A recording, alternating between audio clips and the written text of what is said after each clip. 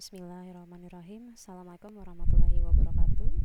Baik, hari ini akan ada 3 materi yang akan sampaikan kepada Anda. Yang pertama adalah kita akan membahas uji validitas dengan reliabilitas.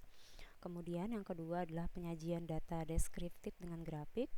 Kemudian yang terakhir adalah kita akan masuk kepada bagian bivariat, yakni untuk uji beda atau uji komparasi. Sebelum saya sampai pada praktik, sedikit pengantar terkait validitas dengan reliabilitas. Jadi dalam suatu survei sosial, baik kesehatan, psikologi, sosial, fisip, dan lain-lain, ketika seorang peneliti ingin menyusun instrumen yang disebut sebagai instrumen untuk mengumpulkan data primer, biasanya akan dilakukan uji coba terlebih dahulu. Uji coba ini ditujukan untuk meyakinkan bahwa instrumen atau angket atau kuesioner kita itu memang benar bisa mengukur variabel yang hendak kita teliti atau kita observasi. Ketika Anda menyusun instrumen atau alat ukur, Anda harus paham metode dan jenis instrumen yang akan digunakan. Kemudian pada dasarnya instrumen itu ada dua untuk penelitian-penelitian. Ada yang sudah baku, ada yang belum baku. Kalau yang sudah baku itu biasanya dibuat oleh lembaga-lembaga terpercaya atau lembaga-lembaga nasional, atau mereka telah melakukan uji validitas dengan reliabilitas dengan jumlah atau besar sampel yang mencukupi. Ini adalah sedikit pengertian terkait reliabilitas. Jadi reliabilitas ini adalah konsistensi dari sebuah alat ukur. Artinya, mau dipakai hari ini, mau dipakai besok, mau dipakai tahun depan, maka dia akan tetap bisa untuk mengukur variabel yang dimaksud. Seperti misalnya kita punya timbangan, alat ukur, tensimeter, termometer, kemudian untuk mengukur kolesterol dan lain-lain. Itu merupakan satu contoh alat ukur di bidang medis yang bisa dikatakan konsisten, karena memang untuk mengukur tekanan darah, untuk mengukur kolesterol atau lainnya. Sama juga seperti kuesioner, misalnya saya ingin mengukur mengenai kejiwaan seseorang, artinya itu tetap akan bisa digunakan untuk mengukur kejiwaan baik hari ini, tahun depan, ataupun tahun yang akan datang. Konsisten. Kemudian kalau validitas, definisinya adalah instrumen ini ya mampu mengukur variabel secara tepat atau tidak. Jadi apakah memang benar alat ukur ini mampu mengukur variabel yang hendak diukur? Artinya ketepatan antara alat ukur dengan apa yang diukur, itu validitas. Menguji validitas itu sebenarnya banyak caranya, banyak tekniknya. Memang nanti di kelas Departemen BIOS kami akan membahas sendiri.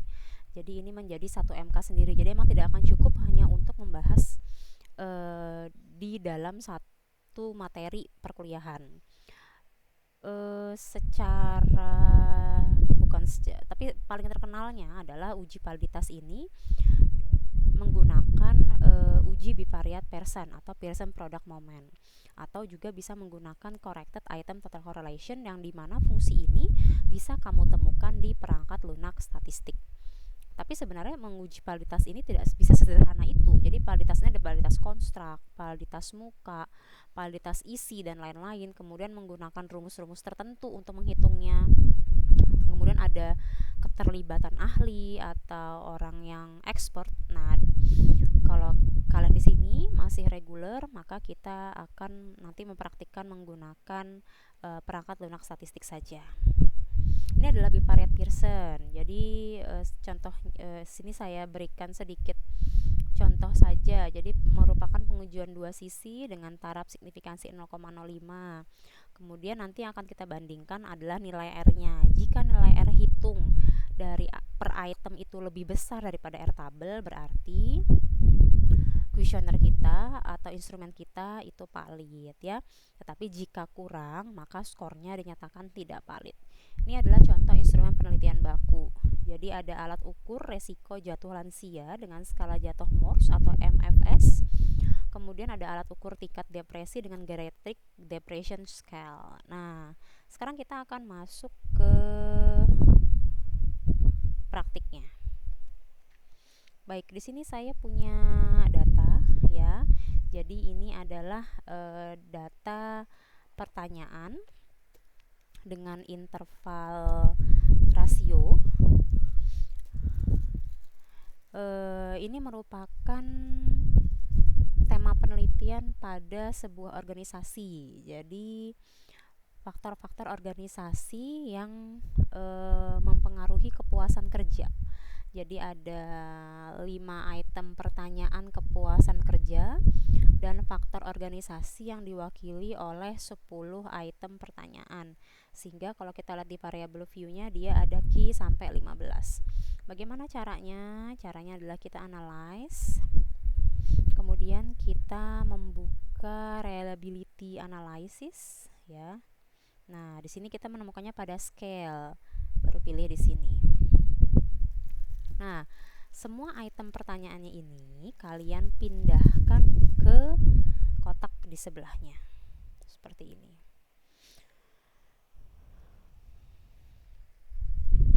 Kemudian ini modelnya tetap alpha. Kemudian pada bagian menu statistik kita pilih scale if item delete. Kemudian continue. Kemudian kita oke. Nah, ini dia. Kita baca dulu bahwa di sini N-nya ada 30 ya. Berarti kita melibatkan 30 responden atau 30 sampel. Kemudian number of itemnya ini 15. Kemudian adalah nilai corrected item total correlation. Nah, di sini ada kotak reliability analysis. Di sini kita bisa membaca nilai Cronbach alpha ya. Jadi nilai Cronbach alpha ini untuk menunjukkan apakah kuesioner kita reliable atau tidak.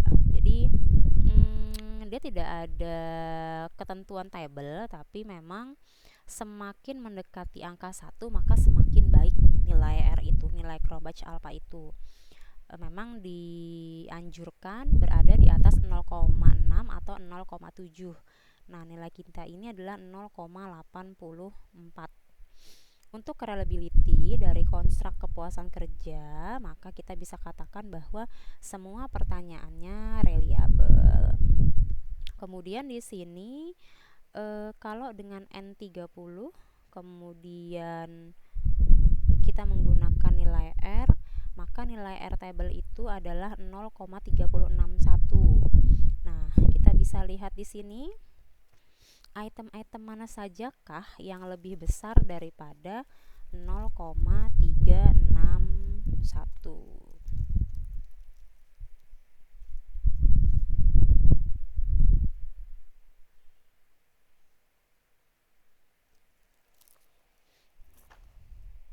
Nah, ini kita bisa lihat di sini.